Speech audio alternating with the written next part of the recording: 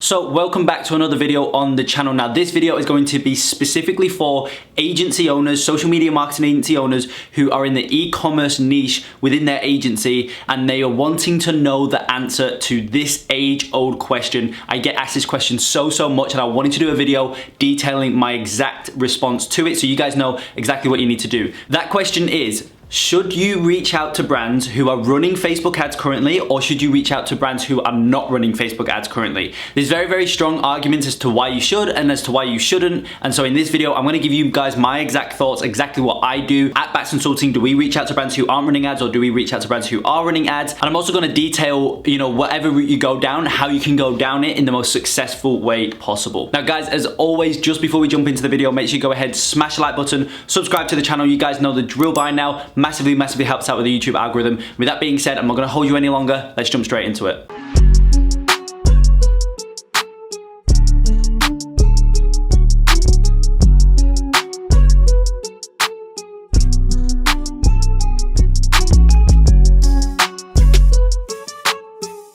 So the very straight and narrow answer to that question of should you reach out to brands who are running ads or should you reach out to brands who aren't, well, the very basic easy answer to that question is that you should reach out to both, okay? Because both can benefit just as well as each other, okay? If a brand isn't running ads, then there's an area that you can kind of come into and fulfill, right? They're not running ads, so you can take them online if they're not online already in terms of their advertising approach and start running Facebook ads for them, right? However, the problem that comes with that is it's like, okay, well, what do I do with brands who are running ads? I can't then take them online, take their marketing strategy online and start running ads for them because they're already running it. However, just because these brands are running ads, you can go into the ad library on Facebook, go into the page transparency section, you can go into the ad library, you can see they're running ads. Just because they are, it does by no means mean that they're doing it successfully or they're doing it to its fullest potential.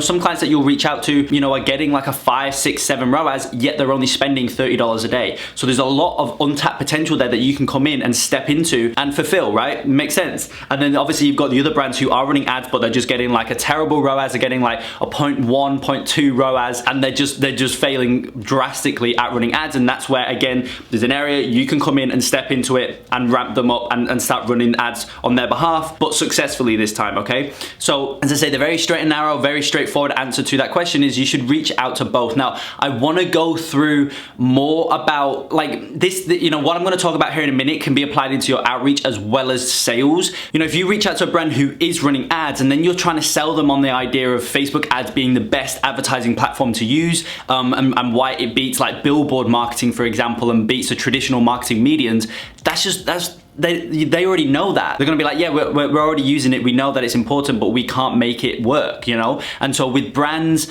who, as I say, who are running ads, if the brand is running ads, you need to diagnose why they are on the call with you. So then what you need to do with brands who are running ads is you need to diagnose, you need to be able to put your finger on the reason why they're on the call with you, right? A brand or a business owner, a founder will not get on a call with you without any reasoning behind it. You may have the certain instances where they're just curious, they just want to have a look around, but for the most part times business owners don't have the time, founders do not have that type of time to just have a look because they're curious, right? Usually there's a problem in their business and they feel as though from your outreach, from your ads, from your VSL, whatever it is that they've come through, whatever medium they've come through to book in a call, there's a reason they booked in that call. It's because they feel as though you may be able to help them with this just deep-rooted problem that they're having in their business right now. You need to be able to understand and really figure out what that problem is and position your service in a way that's gonna help it. Majority of the times, if they're already running ads, that deep-rooted problem is gonna be one of two things, as I've kind of already touched on. First things first, it's gonna be the fact that they cannot make their ads work, right? That's probably gonna be the most common one. I'd say maybe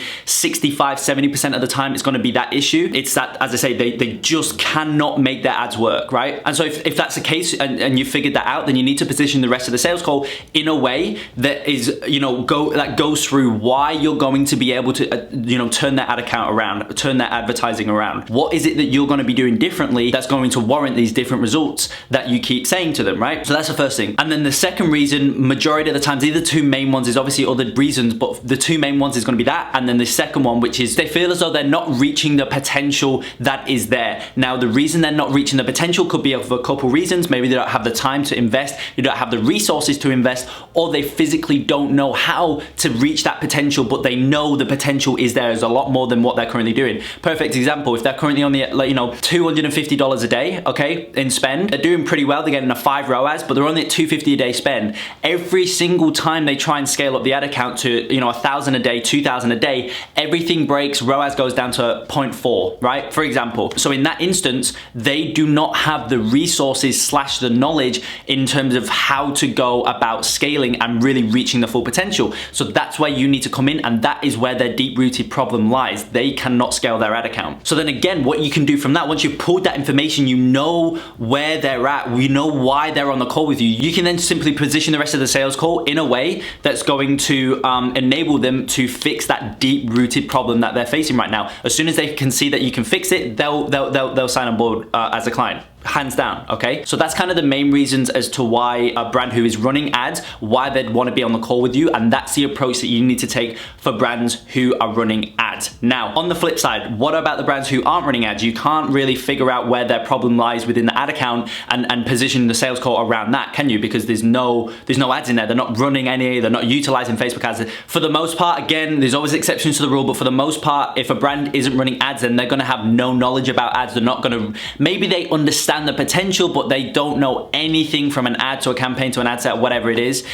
So if you go into that type of sales call and you're very analytical about how, you know, the process that you leverage to scale, and you pull up, you know, a TFD, technical flow diagram, and you show them kind of all these metrics and this and that, that's not going to resonate with them too much, because people do not buy what they don't understand. If somebody's very, very confused, they're not then just going to whip out their credit card and pay you to and bring you on board as a service provider. It's not going to happen. So a brand like that, you need to really show them the potential that Facebook ads have, okay? You don't want to go technical, you don't want to talk about how many ad sets you do, how you go about scaling, how you're testing, your iteration structure that you do, how you leverage data, how you collate data, leverage it, build ideas based on that data. You don't need to go into that because it's not going to resonate with them, right? So you need to, as I mentioned, you need to show them and really push just the heights of Facebook ads, the potential that Facebook ads have, okay? And really for brands, one thing I will say is that if a brand isn't running ads right now, then you need to make sure that through whatever other medium they're using, whether it's Google ads, YouTube ads, influencer marketing, word of mouth, traditional marketing mediums, whatever it is, right? You just need to make sure that that marketing has a proof of concept,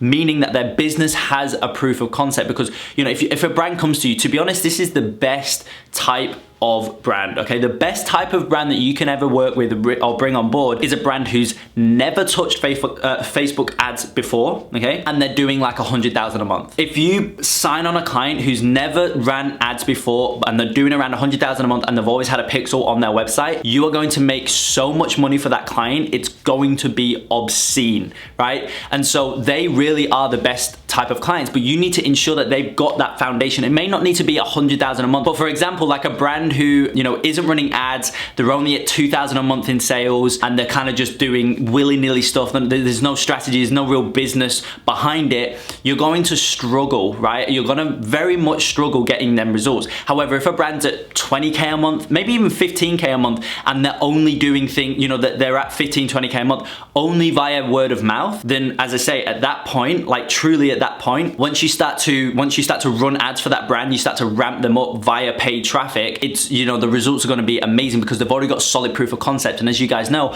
what Facebook ads does is it ramps up current results, right? For the most part, you cannot take a brand who's doing no sales a month, they're doing influencer marketing and it's not working, they're doing Google ads and it's not working, they're doing all this stuff, nothing's working. If you then run Facebook ads, for the most part, it's not going to work. Again, there's always exceptions to the rule, but you know, as a rule of thumb, it's not going to work, okay? Whereas if they're doing good numbers, then Facebook ads are going to scale up those results, right? Facebook ads, paid traffic overall, scales up current results. So you need to make sure those are in place, especially for brands who aren't running ads currently, because a lot of the brands who aren't running ads currently, for the most part, are much, much smaller. So you need to make sure there's a proof of concept there. Product operations are set in the back end, creative capacity is on point, all this different type of stuff. And so overall, for brands who are not running ads, you need to ensure that you really push and hone in on the idea of the potential that Facebook ads can bring. And you can also back that up with case studies studies and whatnot and show the client, like, look, this is a client, and show the prospect, like, look, this is one of our clients right now who was able to bring them in $100,000 return on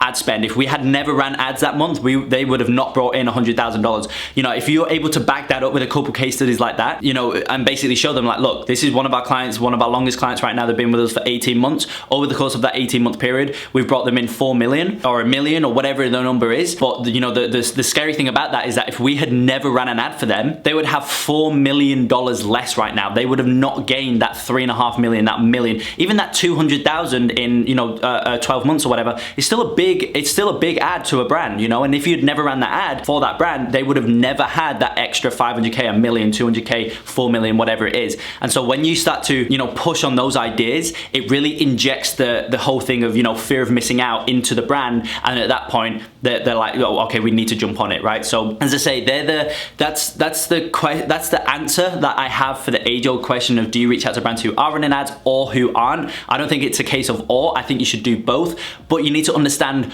what you need to do down each route, because as I say, if you kind of have a blanket approach to sales, no matter where the business is at, it's only going to work for a certain type, right? If you push on the potential Facebook ads have, then it's only going to work for brands who aren't running ads. Whereas if you go really technical, then it's only going to work for brands who are running ads. Whereas obviously we don't want to do one or the other, we want to do both, but you just need to ensure that you change your approach, you iterate your approach depending on where the respective client is at, or the respective prospect at that point is at with their current marketing strategy. So overall, I hope that made sense. I hope it brought some more clarity to you in regards to, as I mentioned, what you should do in certain instances, how you can go about things in the best possible way, how you can sell them, and all that type of stuff. So with that being said, if you did find value, as always, smash the like button, subscribe to the channel, and I will see you in the next video.